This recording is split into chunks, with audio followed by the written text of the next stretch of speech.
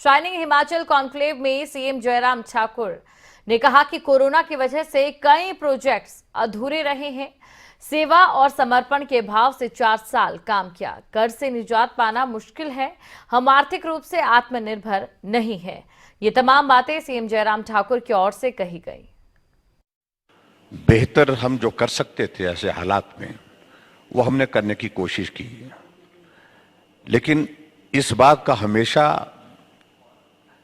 एक थोड़ी सी टीस रहेगी इस बात की कि हमें ये 4 वर्ष के कार्यकाल में से 2 वर्ष कोविड के लिए समर्पित करने पड़े एक तरह से।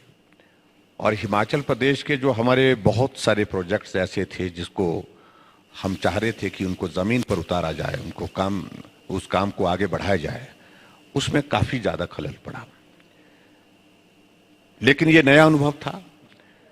आज से पहले किसी भी मुख्यमंत्री को ऐसे दौर में से गुजरना नहीं पड़ा, और ऐसे दौर में गुजरते हुए हम 4 साल का कार्यकाल जो पूरा किए हैं, मैं कह सकता हूं कि सेवा और समर्पण के भाव से हमने इस 4 वर्ष के कार्यकाल को पूरा किया।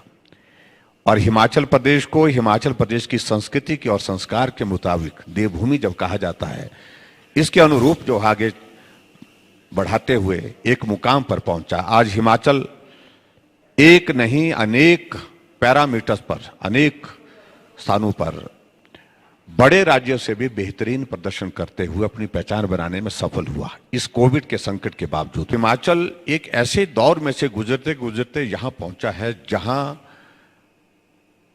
आर्थिक रूप से हिमाचल की जो स्थिति है, कर्ज के नीचे जो लंबे समय तक सत्ता में रहे, उन्होंने कभी इस बात को लिए नहीं सोचा कि हमको इस प्रदेश को आत्मनिर्भर बनाने के लिए प्रयत्न करना चाहिए, प्रयास करना चाहिए। और सिर्फ राजनीतिक मकसद की दृष्टि से प्रदेश के विकास के नाम पर जो है वो जिस प्रकार से कर्ज उठाते रहे, कर्ज लेते रहे, एक परिस्थिति ऐसी बन गई। आज जो भी सरकार प्रदेश में होगी या आने वाले समय में भी होगी सरकार, इस कर्ज से निजात पाना इस प्रदेश के लिए बहुत कठिन है।